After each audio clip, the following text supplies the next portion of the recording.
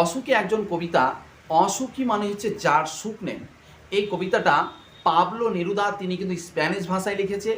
এই কবিতাটা নবারুণ ভট্টাচার্য তিনি কিন্তু বাংলায় লিখেছে।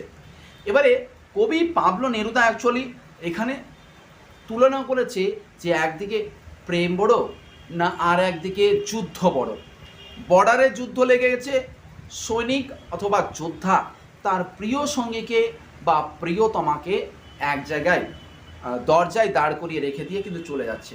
ওই প্রিয়তমা বা সঙ্গী ওই যোদ্ধার অপেক্ষা করছে যে তার প্রিয়তমা কখন ফিরে আসবে, কিন্তু অপেক্ষা করতে করতে দরজায় অপেক্ষা করে আছে।